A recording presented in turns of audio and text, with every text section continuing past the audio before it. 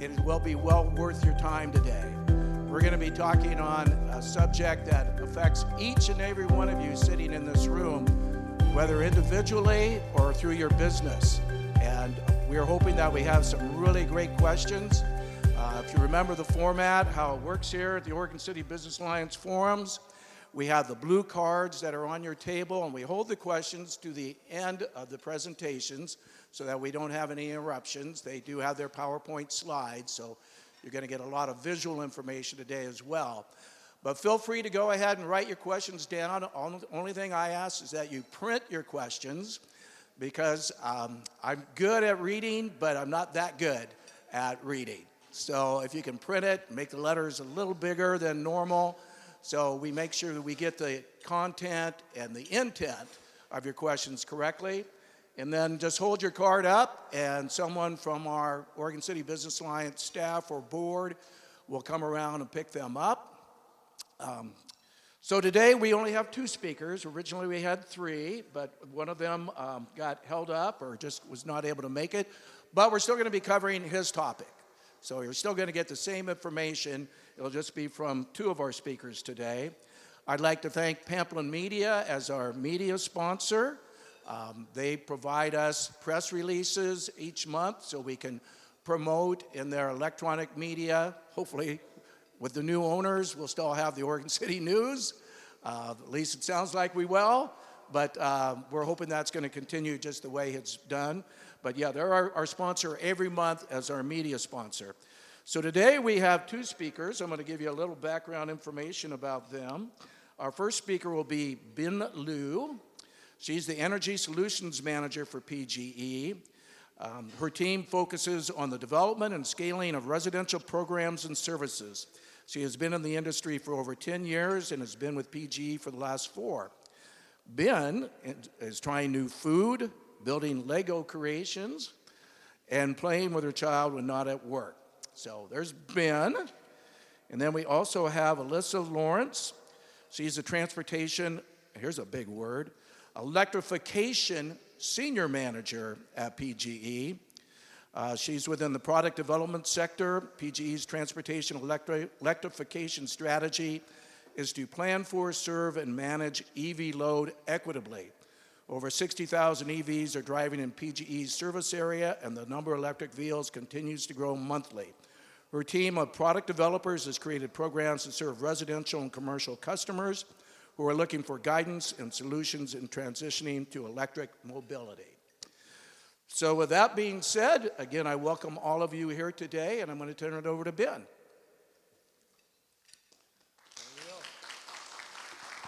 Thank you so much.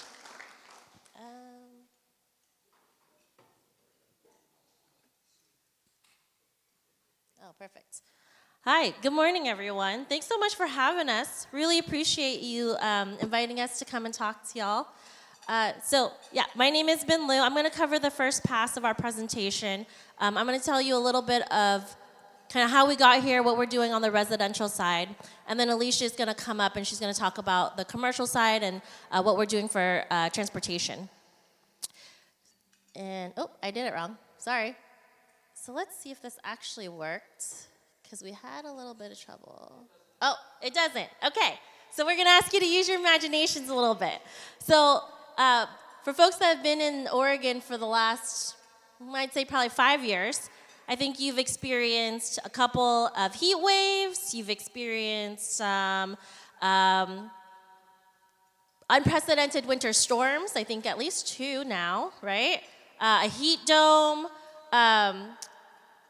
All of that's kind of coming into effect. So this originally was supposed to show you all the headlines. So thanks for imagining that with us.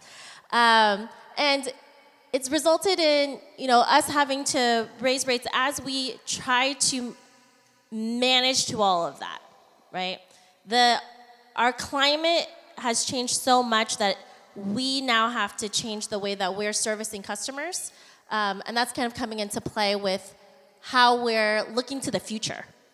So what this image is supposed to show you is how we're thinking about the next 10 years, the next 20 years, right?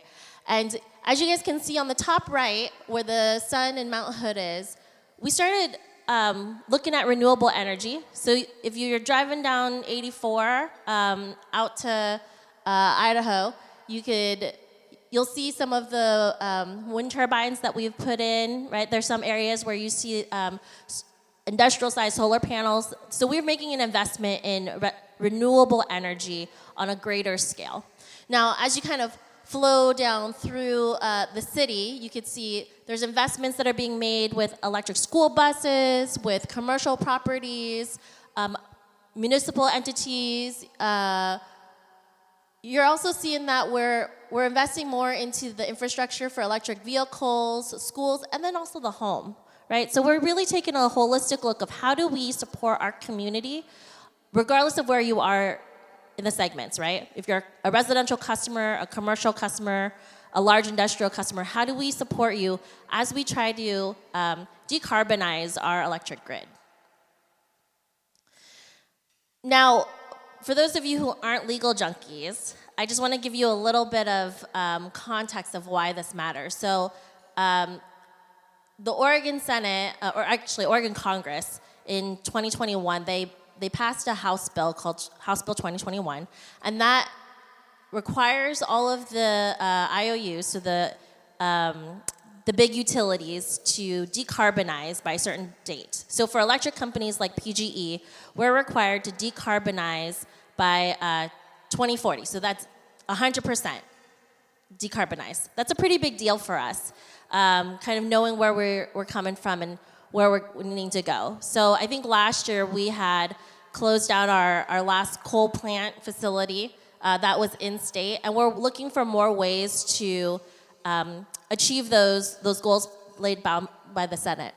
Now, why this matters to us is we're now stepping into new technology that we've never had as an electric industry. So we're starting to build what's called virtual power plants. So if you kind of think about it, power plants are usually things that you see that are ginormous in the community, right?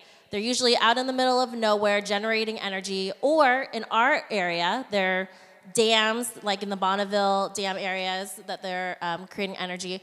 This is a little different. A virtual power plant is not something that you can actually see, right?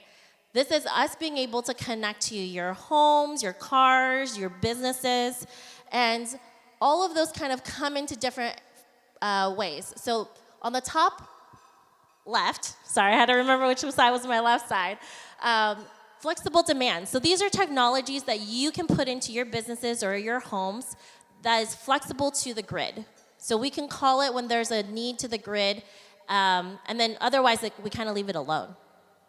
There's solar that's installed, so folks should be familiar with solar. There's also energy storage, so that's like batteries that's backing up your homes or your businesses. And then there's wind generation. And all of that combined feeds into the smart grid that we're trying to go for. Now that requires a lot of technology. It requires a lot of cooperation with folks. And so that's why it's more in the future. Now how you see it show up, an example was last year in August. So there was I believe this one was a 3 or 4 day heat wave, the one that was happening in August. And you can see there's a drop. So if you look around 4 p.m., this is when naturally people use the most energy. It's the hottest part of the day. That's when everybody's kicking on their central air conditioners. And you could see kind of the peak of the energy usage for the entire service area. Now, around 4:30-ish is when all of our demand response programs kick in. So if you're in our smart thermostat program, or if you're in our peak time rebates program or smart charging program, first off, thank you so much for your participation. But also, what happens is the culmination of everybody's actions allowed us to have a decrease in electric load. Why that matters is then it allows us to ensure that everybody's serviced with electricity at the time when it's most needed, right? Everybody's using just a little bit less so that everybody can still have cooling and lights on and their refrigerators running. This is important because if we didn't do that as a collective, there are possibilities where we might not have enough energy to serve the entire need of the service area. And we don't want that. We don't want to have rolling blackouts or rotating brownouts or anything like that. And for those folks who don't know what those are, a blackout is when there's not enough capacity to serve the area and you just don't have electricity going to you, right?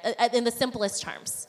And we don't really want those. So we appreciate when customers are able to take action and participate. So on the residential side, what that means is we're really looking to help customers in various technologies that can be flexible. So we talked a little bit about ones that are obvious. So smart thermostats is one that has been around for quite a while. We've had that program for about 10 years. And so if you're buying a qualifying smart thermostat, it'll connect to your HVAC system, and we pre-cool your home. So when an event's about to happen, we say, hey thermostat, either start cooling 2 or 3 hours beforehand, or start heating 2 or 3 hours beforehand, depending upon the time of year. And it does it for you. You don't really do anything. You just participate. We just launched a couple years back a smart charging program. So if you have an EV, you can participate in that and either have the charger kind of do the same thing as the thermostat, turn down your charging during peak times or turn it up. Or you could be in our managed charging program, which instead of calling the charger, we call the car, right? That technology is pretty new. It's, that industry is changing pretty rapidly. So more and more manufacturers, as they figure out that technology, we're going to tap into more and open it up to more customers. Now, we're starting to do other products and looking into other things that folks can get supported on. So water heating is a big one. There is the ability to use your water heater like a battery almost. So when there is an excess of electricity getting generated, we're looking into, can we push that into your water heater so it's heating at cheaper times of the day, right? That technology is still pretty new. We're still looking into it. We're also looking into things like a smart panel. So if you look at your electric panel today, it's a pretty static panel, right? Everything's either on or it's off. There's new panels that are coming out where from your phone app, you can say, okay, I want to prioritize certain things. So I want to prioritize the refrigerator. I want to prioritize the air conditioner. And I want to set my capacity to my house at a certain level. The panel does it for you, right? That's something that's interesting that we're looking into. We're also looking into how do we better support customers with solar panels, batteries, how are we supporting them with the order of operations of purchases? Because some of these things make sense to do, and there are a lot of federal dollars out there, but customers are starting to get really confused as to what do I do first, and where do I go, and how do I do it all? So we're looking to figure out ways to better support our customers as they electrify or change out or become more energy efficient in their homes, and then get them connected to the virtual power plant. So this is a new pilot that's come out in the last, I think, year and a half that we wanted to share with y'all. So it's called the Smart Battery Pilot. And, excuse me, in this pilot, you, as a customer, you bring your battery to us. So you get it installed into your house, and you say, hey, I'd like to participate. And what PGE does is we go, okay, during specific times when you're not using it, we'll pull power out of your battery and we'll compensate you for it.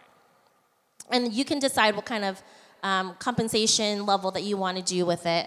And you can see, right?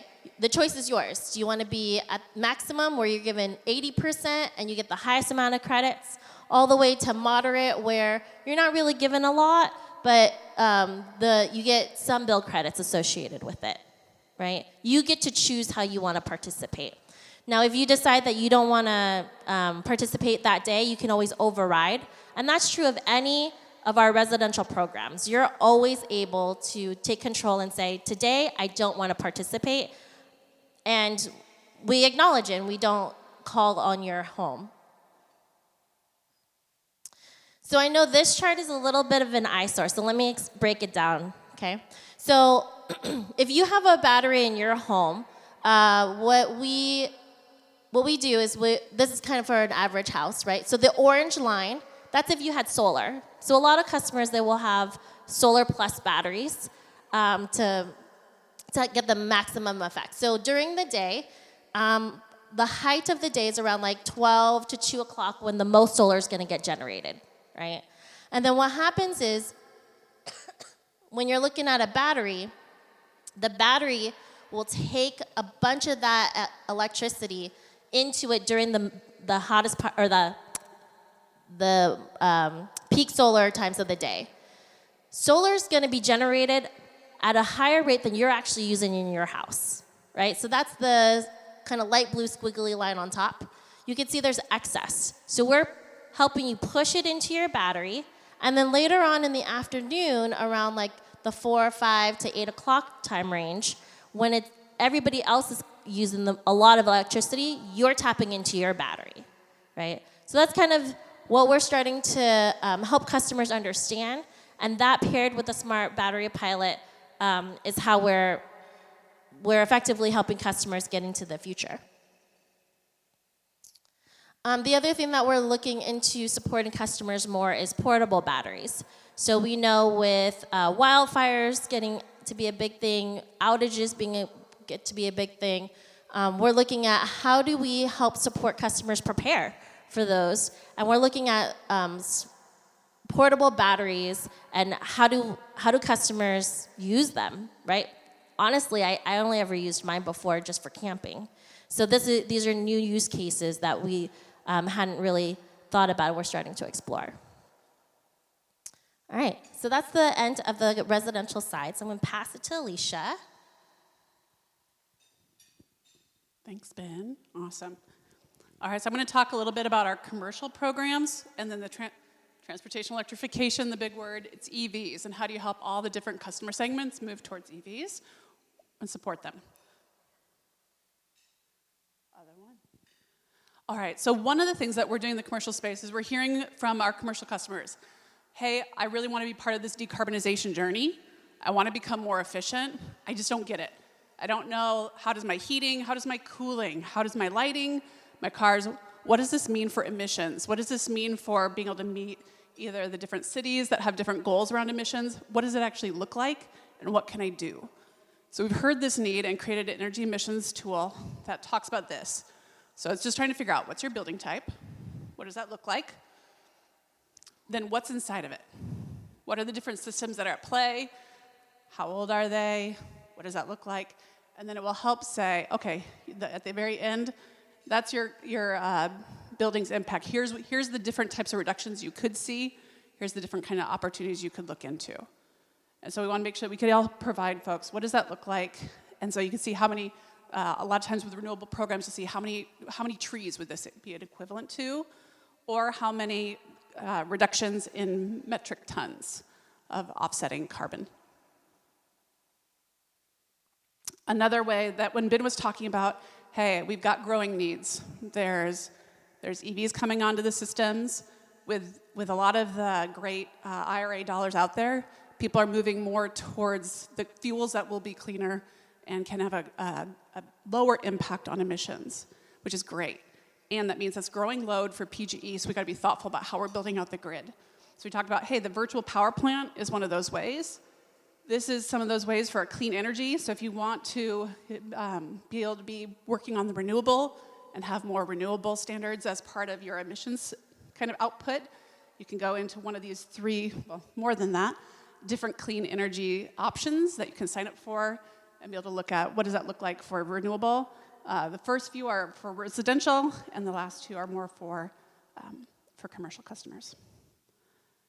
For commercial, we wanted to be able to show you what are all the different programs. So Ben showed you the picture of the house, and what does that look like for residential.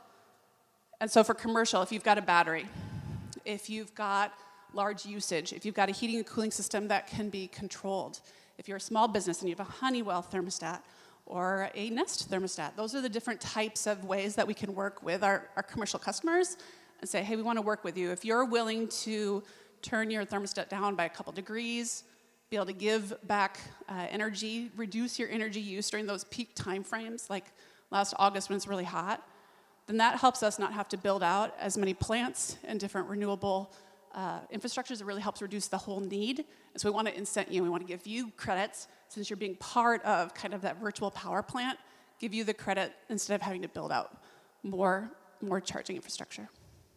The other things that we've got for commercial industrial is a multifamily water heater program.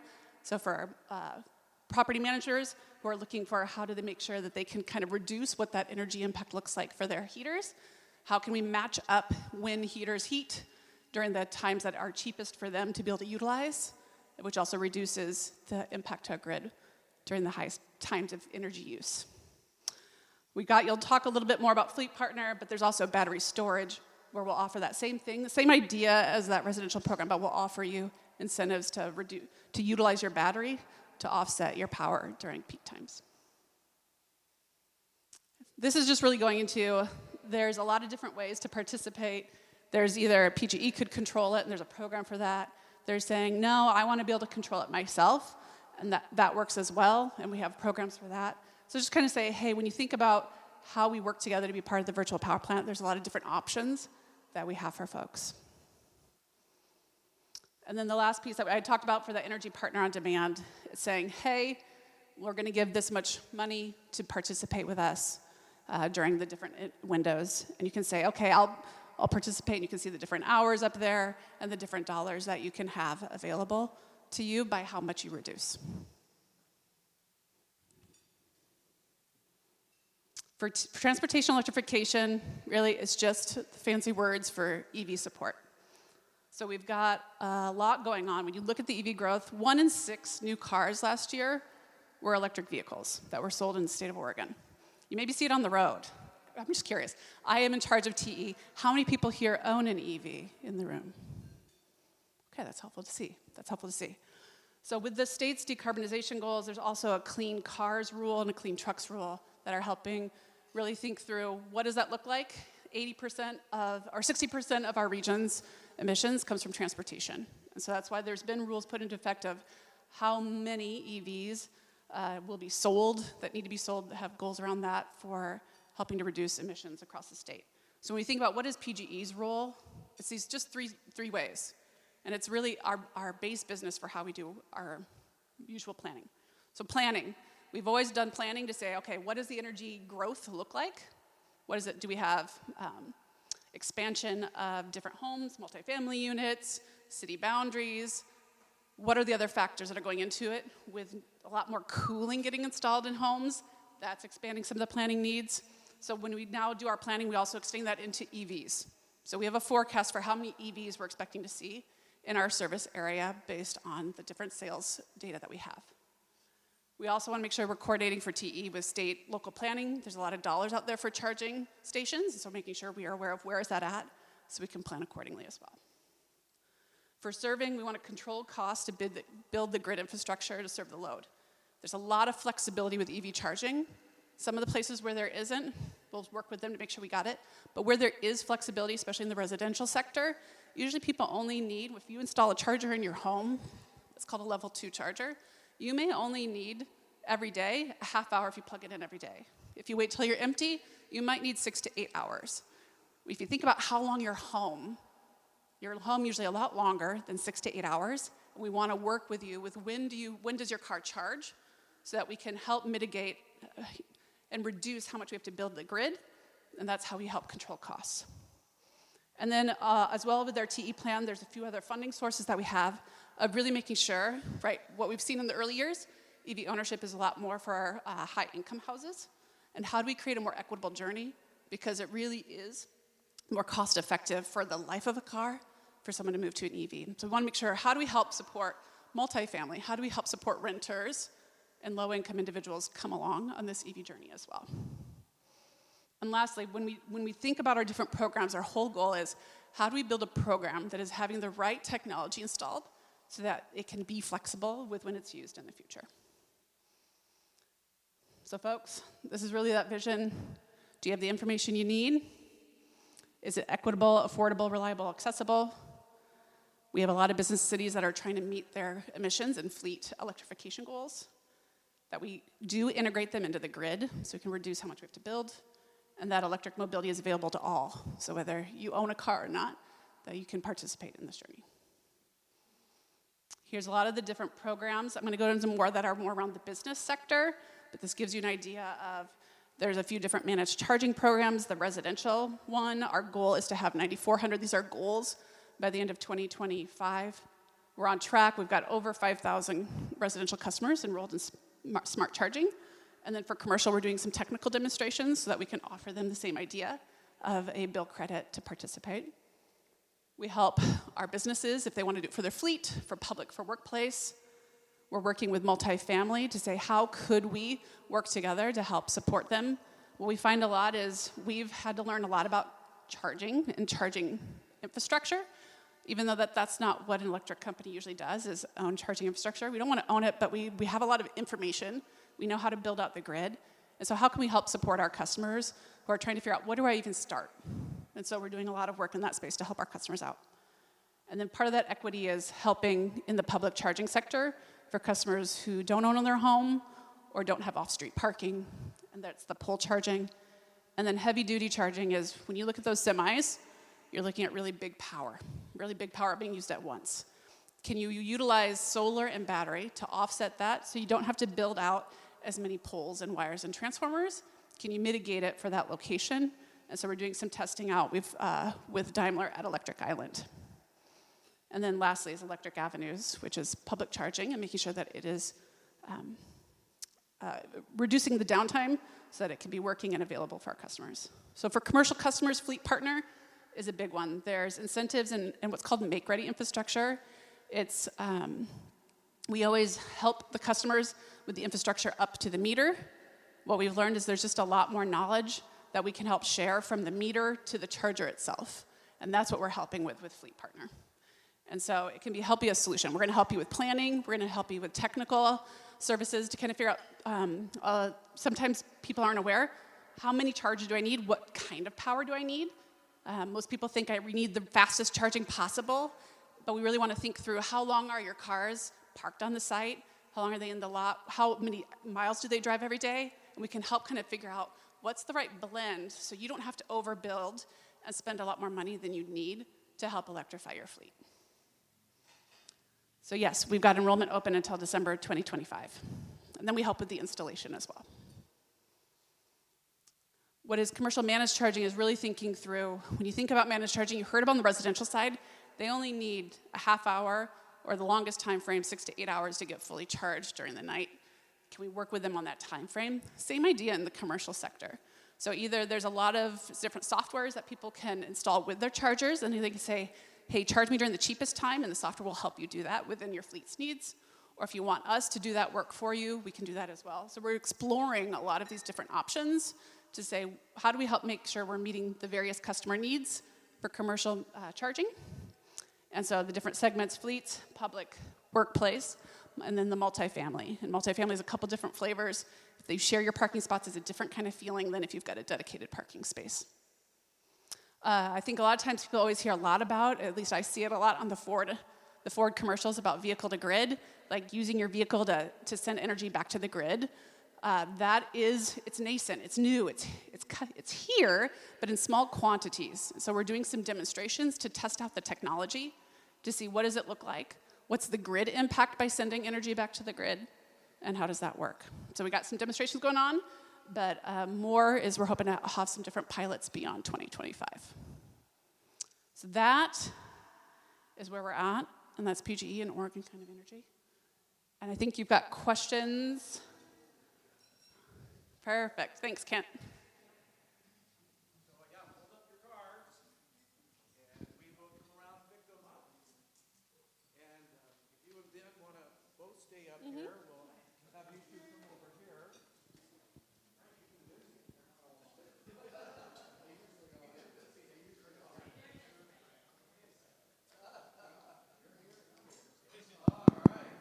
right. Told you today was going to be quite informative. you. Thank you. All right. Well, let's see. Let's see where we get started here. Yeah, maybe you want to kind of regress easy to hard. All right. Well, we'll get started, and then I'll try to categorize these so that we don't ask the same question 2 or 3 times. Do you see most, and you can decide who wants to answer these questions, or just both of you chime in. Do you see most EV charging at home in the future, or do you see an expansion of electrical charging stations? I love that. So right now, the majority of charging happens at home. So that is what we see when people own cars. We're able to see through some of our participants in smart charging where they charge. And the majority of people charge at home. They have home installations. Makes sense, right? Public charging is expanding. I do see in the future, though, it will become more and more. I think workplace is what it's going to look like. But the majority of charging, I think, will still happen at the home, right? That's where your vehicle is usually parked the longest. And so it makes sense that you can be able to charge there. What we look at, though, is when we look at the expanding market, it is going to become growing needs of public charging. So public charging has already grown. There's over 2,000 chargers in PGE's service area and growing every year. Electrify America is expanding like mad, and Tesla has been expanding as well and is kind of rethinking what does supercharging network look like for them. So I see it still remaining home, but I think there's going to be a big growth needed in workplace to support those customers who don't have charging at home that they might be willing to pay at workplace, or it could be an employee benefit, and then public charging as well. Okay, and then kind of a follow-up to that question.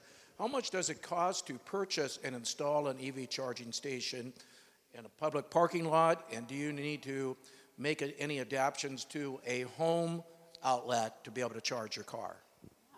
I love it. I might let Ben talk a little bit more on the residential side. She's partnered with me on creating an easier installation network, but I'll talk about commercial real quick. What we see on average for the amount of, it really depends on how big are the transformers? How much capacity is there already at the site where it's at? And so if a lot of businesses, they've become much more efficient than when they first installed, they may not need to upgrade their transformer. They may not need to do a lot of upgrades in order to support charging, especially multifamily is where we see that happen the most. On average, though, if you need to install a level 2 charger at your site, the amount of make-ready costs, which may not always be your cost if you partner with us, but is about $17,000 per port. For when you start thinking about fast charging, it grows exponentially. It's a lot more like $150,000 for all of that infrastructure under the ground that is there. So that is why, like, we work with our fleet partners. Fast charging is expensive to install, and if you don't need it, we want to work with you to be able to help understand, do you need it? And sometimes you need one instead of every single one being a fast charger. Yeah, and then on the residential side, so average cost without a panel upgrade is, chargers are about like $500 to $700 depending upon what you're buying. And then installations can be about $2,000 to like $3,000 on average, right? Before a panel. And that's if like you're getting a standard installation. We have a program for the smart charging, we have a demand response program called the Smart Charging Program, and that offers you rebates to cover charging costs or if you need a panel upgrade. And then there's also higher rebates if you're income qualified. So that'll help if you're traditionally low income, and then we've kind of higher standards for if you're middle income as well to support. So depending upon what you're doing, it could be significantly lower if you capitalize on enrolling in the Smart Charging Program and those rates. Oh yeah, and federal tax credits, there's a ton out there. And also I believe the state tax credit for the EV is still open, I believe, yeah. And while we're talking about tax credits, I know that you discussed in quite great detail the utilization and the benefits of solar. And I know as I drive through my neighborhood, I see solar panels on people's roofs. What exactly does the federal and the state of Oregon offer in the way of subsidies? So for the federal, I believe federal is about 30% of equipment and installation costs. That comes as a tax credit. I don't believe that the state of Oregon specifically has one. We'd have to double check. We'll double check the state. I know for sure about the federal. So that one, it's equipment and installation costs. Okay. Drum roll, the elephant in the room. And you may or may not be able to answer these questions, but I have to ask because a lot of the cards are focused on that. Over the last 2 years, PGE has requested approximately 25% increase. I know this year it was about 17 or 18%. Next year it's about 7.5%. But I've heard you've now put in a request to the Public Utility Commissioner to reduce reduce it. I'm only kidding. I know you're not. Okay, see if you're on your toes or not. But obviously the data centers are a big driver of the increased costs. The huge amount of electricity that is going to be needed to power those facilities out in Washington County. The CHIPS Act is going to require a lot of energy. But it seemed like in this latest filing with the Public Utility Commissioner, it wasn't the industrial entities that were getting the biggest increases percentage-wise. It was the residential customer. Is that something that PGE is rethinking? Yeah, I think it's a great question, and I know it's a tough question that's on people's hearts. So our rate increases, when we look at rate increases, and you think about, if you go back to Ben's slide on home electrification, there is increased cooling, there's increased EV charging that's going on. We are having to build out the grid to support the growth in the residential sector as well. That is part of it. And then solar, you have to change how your grid works to make sure it can do the two-way flow of power. It's just our grid was built for a one-way flow, but solar creates a different dynamic, and we need to make sure that our grid is resilient and can support our solar customers as well. So when you go through a rate case, the PUC does look, what are the costs and how are you splitting them out between the various customers? So yes, data centers are creating growth, and residential customers are as well. And so you have to look at what's the type of infrastructure to support both of those different types of sectors. There's a lot more poles and transformers that support the residential side. When you've got big customers, they do have big energy use, but they usually have like one transformer and instead of stuff. So the PUC does have to look at how did you split out your costs and what does that look like, and that is how it has flowed down to our customers. Okay. And what do you anticipate the average increase to a residential customer to be if the new rate increase is approved? I think you said it, like we put in for 7%. What I have seen is we don't usually get the full amount that we ask for. And so I'm not certain what that will look like at the end, but just my past experience from having been in the utility industry. And with demand for electricity projected to grow, at least in the articles I've read, by about 30% over the next decade, should we be, would it be fair to say we can expect more rate increases? Yeah, I think what I'd say is, I think when you look at how many times is there a rate increase for different utilities, it can vary between, for us it was just right, 1-to-1, which is not our favorite thing to do, but that is what happened, is that there was a back-to-back rate case in years. Before that, it had been 3 years prior. So it depends on the utility, it depends on their type of investment that they put into the grid and the cost recovery needed in order to support that. And right now, fortunately, PGE was wise enough to turn off their power when we had the wildfires on Labor Day in 2020. Pacific Core wasn't quite so fortunate. I've read up to $20 billion in lawsuits have been filed in class action and individual against Pacific Core, which may make them bankrupt. How do you protect against wildfires? That's such a great question. So we learned a lot from PG&E. I think you guys saw that very sobering event where they had wildfires sweep through and really impact their communities and harm some of their customers. When we saw that happen, we realized we hadn't had the same type of weather impacts as they'd seen down there, but we knew we were seeing a lot more dry seasons. We were seeing fire seasons start earlier and earlier, and we realized we needed to take action so that we could protect our customers and not have the same thing happen as PG&E. And so we've invested in what we called wildfire resiliency, and so that you can, the reason why you turn off, so like when wind blows, that's usually when it's really hot out and really dry out, and the wind blows. That means limbs are most likely going to be hitting power sources. that's what worries us, and that's what can create wildfires. So that's why we proactively, when we saw the different weather conditions that were going on, we created a wildfire resiliency plan that included communications to customers we could prep them for, hey, this is coming up, and then that they could be able to be prepared, so if they wanted to go somewhere else, they could go somewhere else, or understand, hey, we need to shut this down. And then if there was an outage in certain areas, we will wait so that people will have a utility crews working on some different drone technology, but be able to actually go out and look at the line. Because even if we fix an outage here, further up on the electricity line, there might be another branch that's on wires that could create a fire. And so that's why you have to patrol the whole area from kind of substation to where the outage occurred to make sure there's no other unintended consequences from restoring power to a place. So we've created a plan thinking through how do we help make sure we can mitigate and prevent large fires. Yeah. Well, and I've been over to Maui to see the devastation of Lahaina, and I know how impactful that could be on a community when the entire, like down in Detroit, the entire community incinerated.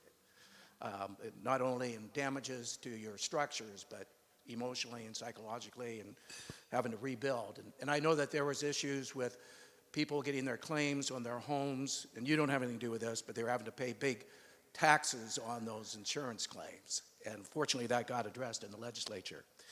Okay, well, let's get back to technology here. There's a large solar panel installation by Molalla Madras in Redmond. Are these farms PGE owned or private capital run? How profitable are these? Do you know the rate of return and the construction cost per acre? And what is PGE's profit margin? I love it. Okay, I'll answer both those questions. Did you get that? So the ones over by Malala, I know that we own some large solar places along I-5 and 205. I'm not certain. I don't think it's the locations that were mentioned there. There's a lot of people, a lot of commercial customers that will build out really large solar farms. We call them qualified facilities so that they can feed energy back into the grid as well. I don't know their rate of return or their profit margin. I love that. You don't? But I don't know that. But I do know we pay so much of an amount depending on the size of how big your qualified facility is. So if it's 10 kW versus 50 versus 100, we'll pay you different amounts of money per our tariff. For the profit margin for PGE, that gets negotiated with the PUC in every rate case. I'm trying to remember.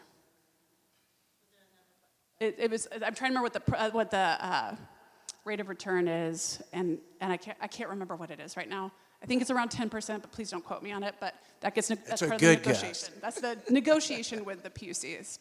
Okay. And I know I read an article where PGE now is expanding a wind farm outside of Oregon to go ahead and provide additional capacity for our region. Can you tell us a little bit about that investment? Yeah, so I think you're referring to Wheat Ridge, yes, potentially. And Wheat Ridge is one place where we're saying, okay, instead of investing in gas plants, because even that's creating emissions in our state, how do we combine windmills, big batteries, and solar together? And so we did a joint venture. The property that was available, I think, is in Eastern Washington, if I remember correctly. And so whenever we have to build out, we have to think of how do you get that power back into our service area. So you got to follow the different big lines, transmission lines. And so that is, it was something that we did, came into kind of an ideation 3 years ago, because we realized, hey, we see the future coming. We know, we saw House Bill 2021 getting proposed. We knew what that meant. And so how do we help invest in this technology, learn from it? How do we scale it effectively, but partner with others so the cost doesn't get fully borne by PGE? Okay, great. And in other parts of the world, especially in Europe, they utilize nuclear to a large degree. Does PGE ever consider putting together nuclear facilities in the future? Yeah, I think it's something that's going to have to get evaluated as you look at the kind of the energy needs of the future. How do you do it renewably, and what does that look like? Current laws in Oregon aren't conducive for supporting nuclear, and so that's why we don't have it currently in our portfolio today for the future state. Where you'd see it is down in Georgia. They're building out a new nuclear facility, but right now it's not in PG's plans. Okay. Great. That's all I know.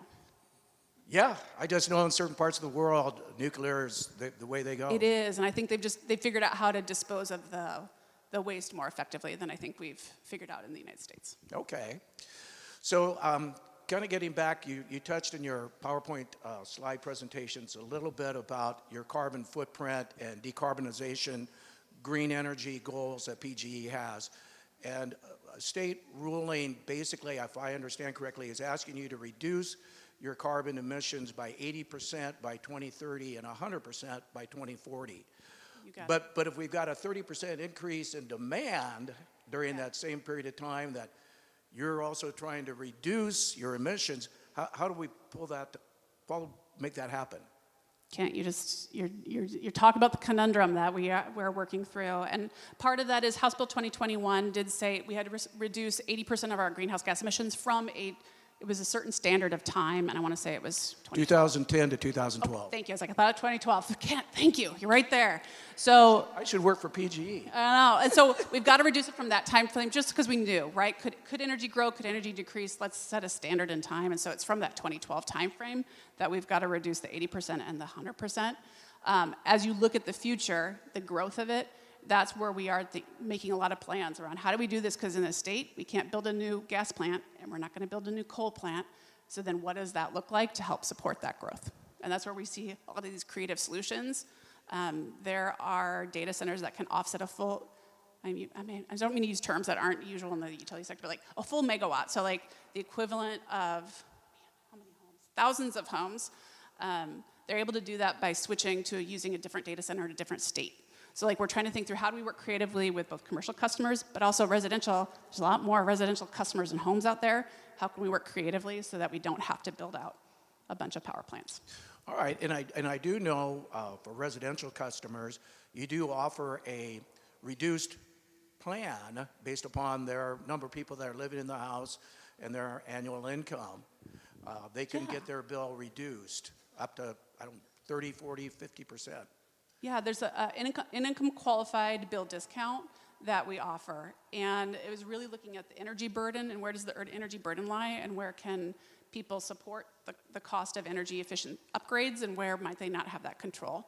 And so that is something that people have to qualify for. If they receive energy assistance, they will qualify for an income bill discount. So I was just trying to think through how do we help make sure that as we grow, how do you keep it affordable for those who might struggle with meeting their monthly bills. Okay.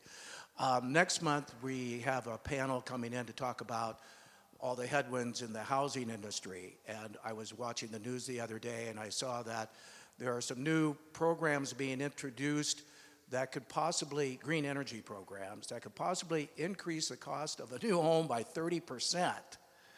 If the air conditioning Freon that we use today is no longer allowed. You have to go to other types of energy generation, get rid of your gas cooktops, things like that. What is PGE working on anything like that, or is that something that you're aware of? So some of the things that I know that we're looking at is, so like if you can't use Freon for air conditioners, that would look like more like a heat pump, which is also a cooling pump. And so we've been looking at how do we help support that. There's Energy Trust of Oregon rebates already out there, and so it's more of just how do you help provide kind of knowledge. I'm trying to think of the first part of your question, though. It was around heating, cooling, Well, just costs, it seems building like out. there's a real focus on going electric. Gotcha. And less on other type of energy availability, whether it's fossil fuels or anything else. I mean, do you see, since you got a 30% increase in demand already, do you really want more demand? You know, it's really thinking through how do you really most cost effectively balance that? Because growth, though wonderful, we got to be planful about it. We got to know that it's coming and then be able to forecast for it and make sure the grid can support it. So like, do we want huge, fast growth? No, we'd like to have it in the growth time frame so we can actually make sure the grid can meet the needs. But we do know about those measures, and we are including that into our planning efforts today. If there was something, a law change that was more of an immediate thing, which they don't usually do, that's where we'd have to be really thoughtful about what does that look like. But right now, we've been doing the planning as we see IRA dollars supporting more of solar, supporting more of the fossil fuel type of technologies for heating and cooling. And so we've already put that into our plans for how do you make sure you're supporting the grid and the build out. And we know that EVs are going to become more and more popular as time goes on. But I also saw recently that if the battery in a Tesla or some other type of EV vehicle dies, you can't open your door. You can't roll down your window. And this woman was stuck in her car and it was 97 degrees outside. I guess they got the fire department there to break her windshield. I don't know what they did. But is that really something that can happen, that these EV batteries just can die on you without any notice? My car will tell me and I'm low on gas to go get filled up. Does an EV vehicle tell you when your battery is about to die? There usually are indicators. I'm not the OEM expert, but yes. So what I do know is like over time you'll see if your battery is being impacted by how you're charging or how only charged to 80% most of the time, it's better on your battery. But it'll give you warnings if it's seeing any kind of things going on your battery. So I own a Chevy Bolt, and it gave me a warning light, and I had to go into Chevy, and they're like, okay, cool, here's what's going on, and we'll take care of it. So Okay, good. yeah, I think it's unusual to get locked in your car. I've heard the one news story, but I don't hear of that as being an ongoing issue. I had never heard of it before until they had it on the news. And I go, you got to be kidding me. Yeah, and I can't get out. There's so much technology changes, right? Like even Teslas of today are so different than what Teslas of yesterday were. So, yeah. And speaking of technology, artificial intelligence, AI, is discussed every day, everywhere you go. That's got to be a big consumer or consumption driver of electricity. Yeah, so you were talking about data centers, data center growth. AI is the biggest driver of that data center growth. It consumes a lot of electricity to support that, the computations and all the analysis that goes on with AI. So when you talk about data center growth, combine that with AI, and the more that we love AI, that just means data centers are going to be looking for more and more energy.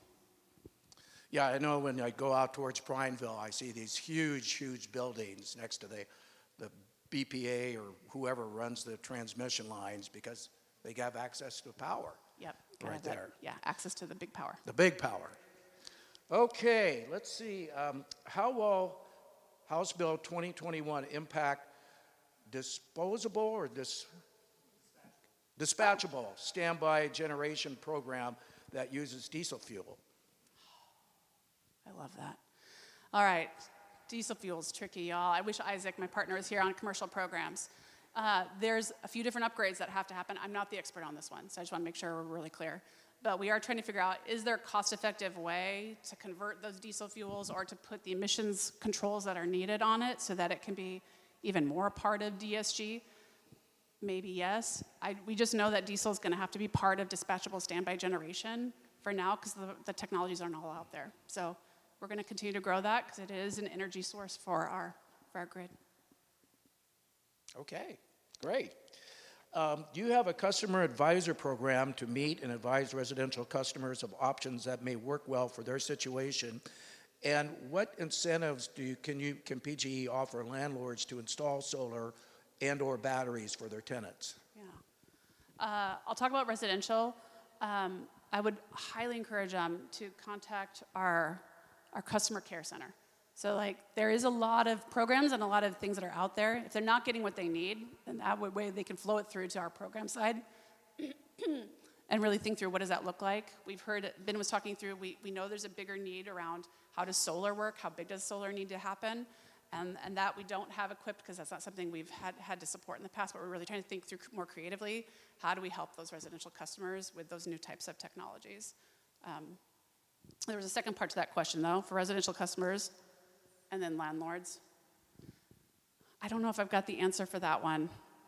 I don't. I think landlords for solar, that's where on the solar side of realizing we haven't had a lot of advisory services. It's been mainly Energy Trust of Oregon. We've really tried to think through how could we look at this differently because I know our customers need that support. And we're trying to think through what would be the right way and how can we. Okay. I'm curious, and we're getting back to EV charging stations here. I'm curious what the opinion of the room is on the idea of PG providing pole charging options that could serve any EV that wants to use the pole charger on their home curbside parking stall. No, well, it's for you folks. Oh, okay. I was like, I think it was for the room. I mean, if anybody else wants to answer the question, go ahead. So we've got some non-ratepayer dollars, which means the dollars that don't come from customer bills that support transportation electrification.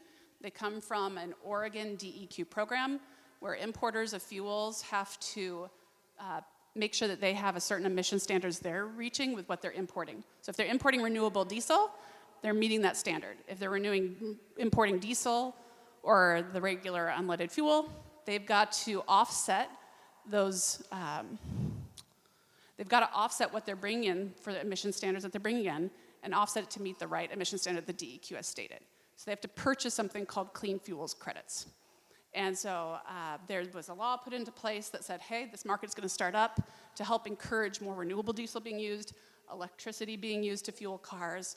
And so the state has said that then the independently owned utilities will be the purveyors of those dollars to support our residential customers.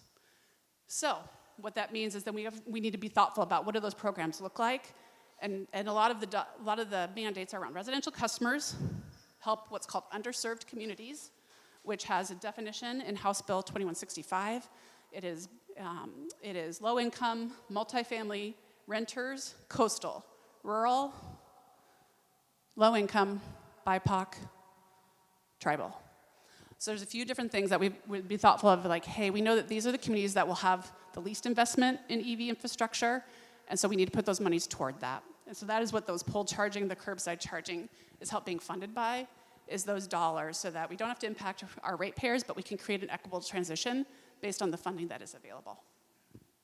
And who pays for all these charging stations?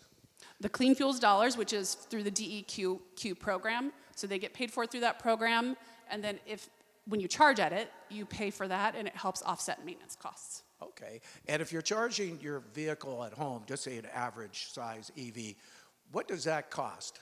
Yeah. On average, it depends on the size of vehicle. Like we had an average before, and so I'll give you an average now. But on a monthly average, it can cost you between $40 to $80, depending on how big your battery is. So right now, newest cars are having huge batteries out there. So if you're filling up more, you drive more, then you're going to be filling up more. If you don't drive a lot and you still have a huge battery, it's going to be on the lower end. It's going to be more like $40. So that is the additional dollar it costs. Okay. On average. Yeah. And how long does a battery usually last? Yeah, we've talked with GM because I want to have an idea of like what does this look like. And so they're seeing that they're lasting beyond like the 7 years they thought. It depends on how many miles you might want to drive. So over time, batteries can degrade, especially if you used fast charging or you like to charge your battery over 80%. Those have a higher impact on battery degradation. And so if you're doing those two things, you're going to see a faster decline. But they're seeing it last even beyond the 10 years. So, okay. Yeah. Okay. Yeah, I've heard that it's kind of expensive.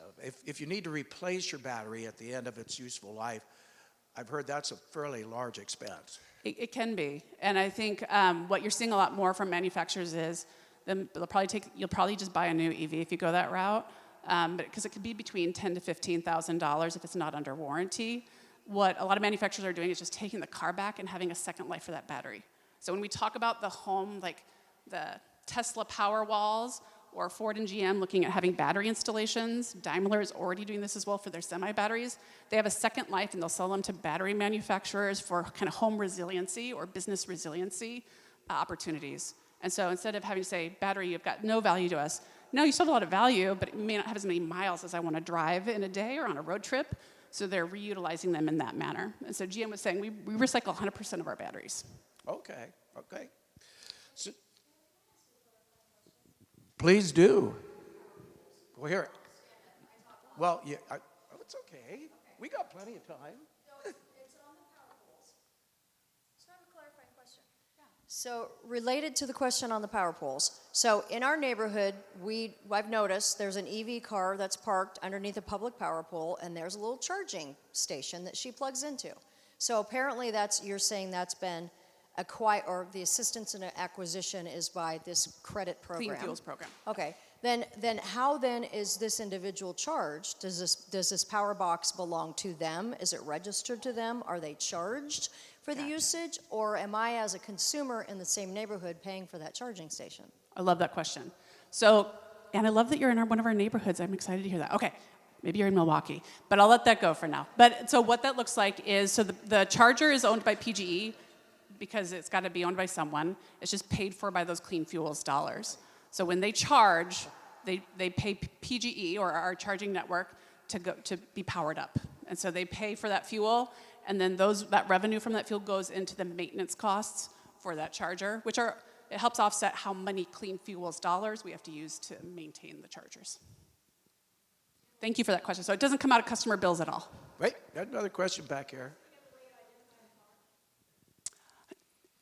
We are really thoughtful about how do we have data privacy with our charging vendors, and a lot of charging vendors don't want to give us a lot of data, and we don't want it just because we don't want to have the risk of having that kind of data. So we don't often get to see what type of car charged, especially level 2. You don't, the kind that are on the power poles, you don't get to see that kind of information. If it was a fast charger, you could, but we don't pay to see that information today. Is PGE presently working with TriMet to go ahead and electrify more of their buses and vehicles? And specifically here in Oregon City, are you working with the Oregon City School District to electrify some of their school buses?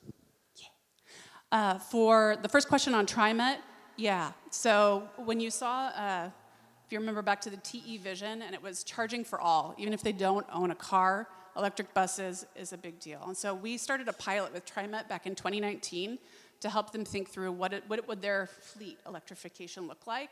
And they bought a couple of buses, and we helped install the chargers, really fast chargers, big chargers, so that they could charge on their way, but that we could understand what does more of transit kind of fueling look like, because it's very different than fleet in a lot of ways. So we have partnered with them. They're now expanding. They're growing. Charging infrastructure, even from 2019, has changed a lot. And so we're looking at, there's better and better upgrades, but you have to really be thoughtful about how many buses, what is the right length of route, and do you have to change how you do your routes? So that's part of what we worked on with TriMet, to think through what does that look like. They are growing and expanding. And then for Oregon City, they are part of, we have funded help them work with the transition of their buses, their school buses.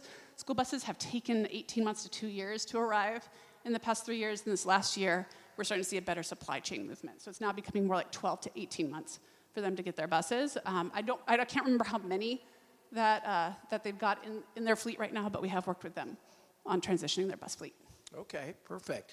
Well, I think I've gone through all of the card questions. Does anybody else have a question that they'd like us to submit? If not, it's freewheeling time. Sure.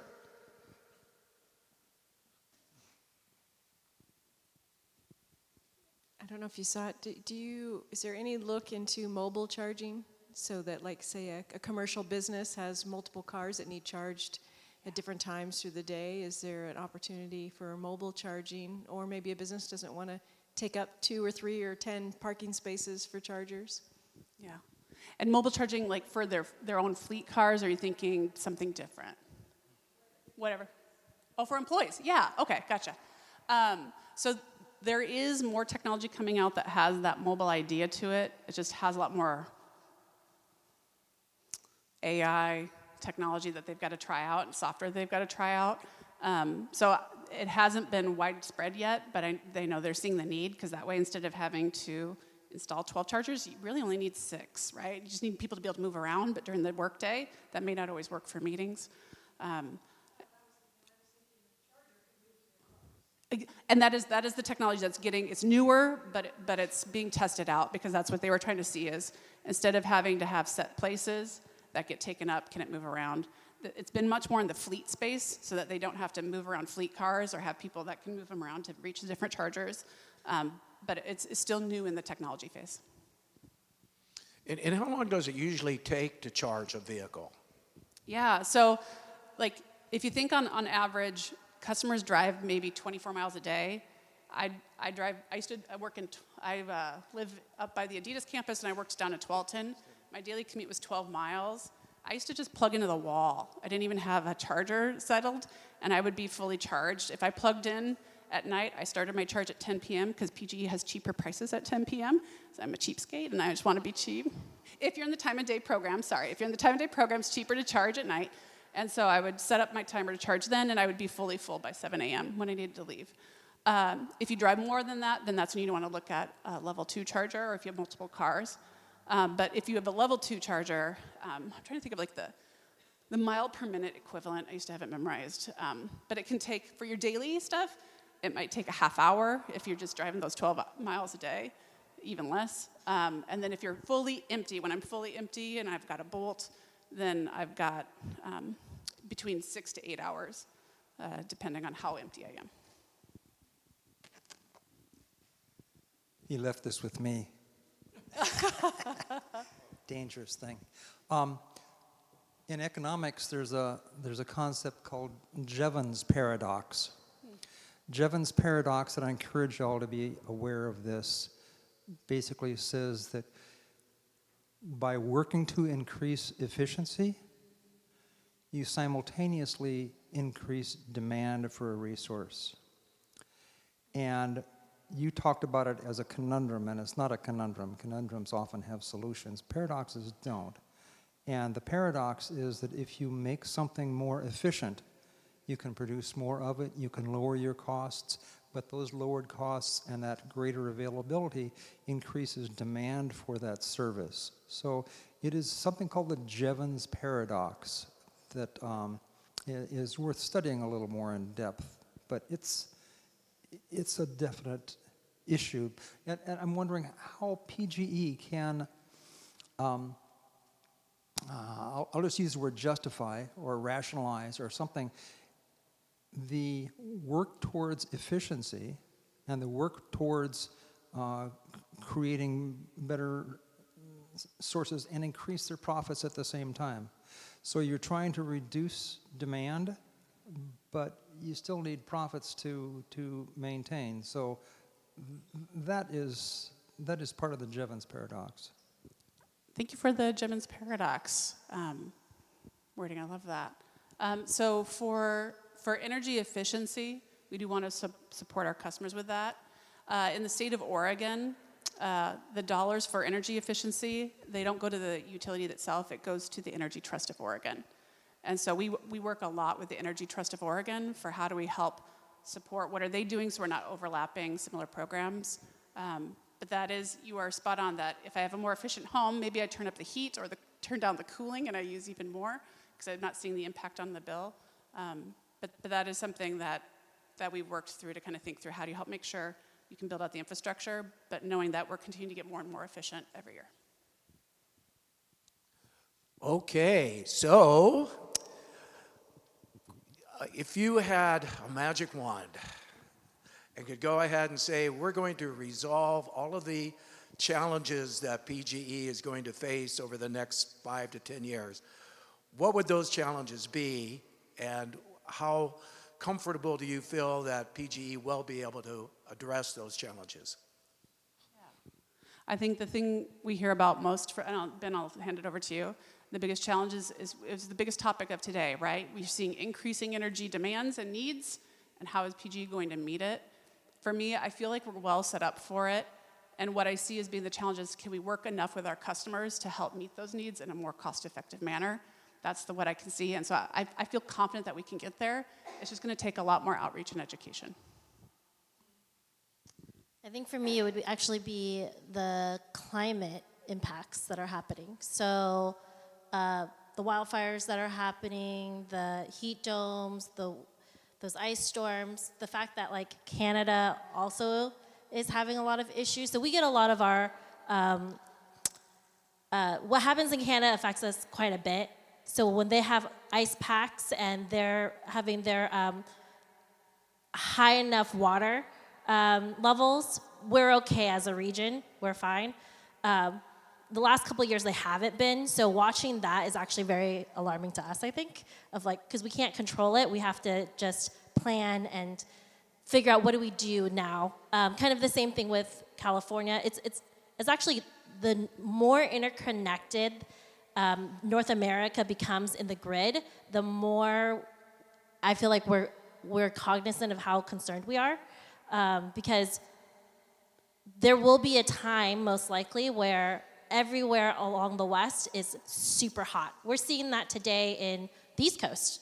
East Coast, I think, most of the East Coast, South, East, and parts of the Midwest are in triple digits heat wave right now.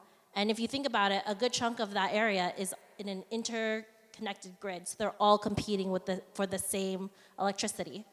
And that's causing prices to rise as they compete with each other. So I think that, as on the west side, as we get more connected with our sister and brother utilities, what does that mean as nature's kind of doing its thing? I think that's, for me, the bigger problem. Yeah, and kind of following up with that, I was reading some months ago that it's projected that the power generated from Bonneville Power and the dams on the Columbia River is actually going down by quite a bit, up to 30%. And if I understand correctly, the water in the dams in Canada, that's about how much is released from those dams determines the height of the Columbia River. Because if we need to raise the Willamette River here in Oregon City for vessels to get to our docks, they actually went to Canada and asked them to release water from their dams so it would go to the Columbia, raising the Columbia, which would then raise the Willamette. And they did that. So you're kind of saying that we're really dependent on the water that's in the Canadian dams for a lot of the power that's generated out of our dams? Yeah, it's all interconnected, right? So we're affected by their snowpack. We're affected by how much rain that they have, how hot they are, just as much as they are affected by us. So it's all kind of combined. Okay. All right. No, I agree with you. I agree with you. Okay. Where's Ben? Oh, there you are. Yeah. In fact, I want to acknowledge our commissioners because Mark and Ben came in a little later. But yeah, we have County Commissioner Mark Scholl, County Commissioner Ben West, we have City Commissioner Frank O'Donnell, and we have City Commissioner Adam Morrow, and with the Fire District we have Chris Hawes. Okay.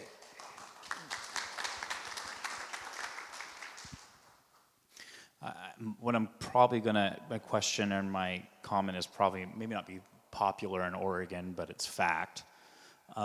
Oregon and its 4.2 or 4.1 million population has no impact on the globe's warming, on the Earth's warming. Our efforts to make energy very expensive do nothing but increase the cost for working families, while we make real no real significant impact on what's happening across the globe with larger actors like China, developing nations. Oregon makes no impact. Fine that we're in a glowing, we're warming, but I guess my question is, as we know that it's getting warmer, that's fine, but how are we adapting to it? And it sounds like a lot of the adaptations from PGE and the legislature are just really expensive, and we keep seeing rate increases to working families as inflationary costs skyrocket. So my question is yeah, we have wildfire issues, but does PGE work to advocate for actually being able to appropriately manage our forests so we don't burn them to the ground, which is much more of a warming event in CO2 in the environment than anything that our cars or usage produces? So it's a real significant effort to lobby the legislature to do proper forest management so those resources don't burn to the ground in front of us or burn entire communities, which is much more devastating. Or why isn't PGE looking at proven technology that's globally accepted for cheap, affordable electricity, like nuclear, to change the policy so my generation can afford to buy a house and not have skyrocketing energy costs? And if solar panels not going to fix that, and are we admitting that these wind turbines scattered across beautiful landscapes are quite a danger to bats, raptors, and also have impacts into our community? But we keep doubling down on the same thing, and all we're seeing is less energy choice and more expense to working families that are trying to put food on the table. So I'm curious about how PGE looks at that reality but it seems like we continue to do the same thing in Oregon. Yeah, I think when we look and see, so kind of at the broader perspective, it seems like there's concerns kind of like more broadly, even with like Oregon law and Oregon legislature, and what does that look like in the big world impact. And so for PGE, when we think about growing needs and what does that look like, and meeting the region's decarbonization goals, because yes, we didn't set them, and we still need to meet them. And so we really are looking at what is the right affordability of that. And we'll talk about that in what's called an integrated resource plan through the PUC. Nuclear is just not an option in Oregon with current laws and being able to work with the waste that comes from them. That's why we had shut down our nuclear plant over a decade ago. And so it's just not an option. And so you're looking at what is the affordability of the other options. And so some of the customer programs that you may not have been able to see, but we're talking about how to help do a virtual power plant is one of the solutions we see, so that you don't have to invest so much in the infrastructure itself, but you can give the credits to the customers who are helping reduce the energy needs during really critical time frames. Regarding the lobbying, I think at PG, when we look at kind of what's going on in the legislature, we're really thoughtful about where do we want to make sure we're expending our efforts to make sure we're supporting our customers in the right way. I'm not aware of any lobbying efforts, sorry, in that way. That was a big question. I don't think we want to ask another one after that one. That was pretty heavy. But true. Unfortunately, sad but true. But we will persevere. We, as a race, we find creative ways to adapt, and we will figure this one out too. I'm comfortable and confident that we'll find solutions as we go forward. So I want to thank our speakers today. Thank PGE for allowing them to be here, provide us some great information. Go sit in the shade. Don't turn the AC on. Just go outside, sit under a tree, and you'll cool down, and it's a lot less expensive. All right. Well, next month we have a panel coming in to talk about all the headwinds that we are facing in the housing industry, whether it's low availability of buildable land, whether it's the high interest rates, whether it's undue additional regulations that local cities, counties, other municipalities are putting on the permitting process. Why do we have so many delays in the permitting process? Why is it costing so much to get inspections? There's just so many things that we're dealing with right now, and that's just the tip of the iceberg. And I'm not sure it's going to get better anytime soon. But we do have our Metro Councilor, Christine Lewis, is going to be with us. We have someone from Governor Kotek's Advisory Housing Committee that's going to talk about some of their recommendations that they made, because you may remember Governor Kotek wants to increase the production of new housing, almost double it, up to 36,000 new units a year. We haven't hit that number since the 70s. And in the 70s, we had a lot of land in the urban growth boundary that you could choose from that was flat. So it was affordable. My first home was $60,000. I can't even imagine that now. And we have someone from the Governmental Affairs Commission for the Home Builder Association. So I encourage you to put that one on your calendar. Then in August, we are having an update from the Confederated Tribes of the Grand Ronde on Tumwater Village at the former Blue Heron site. They've been going around to different neighborhood associations, to the city, and making presentations with their updated illustrations, renderings. And you probably know that former Governor Kate Brown is now taking over the CEO position for the Willamette Falls Trust, which is leading the efforts over on the West Lynn side of the river. So we're going to see if we can get Kate Brown to be our guest that day, and you can get a chance to talk with her and kind of get her vision for what's taking place over there. So that being said, I want to thank all of you for coming. It's going to be warm today, but the good news, it's going to cool down tomorrow, so you won't need to turn your AC on then. Go out and enjoy the rest of the afternoon, and we'll see you next month.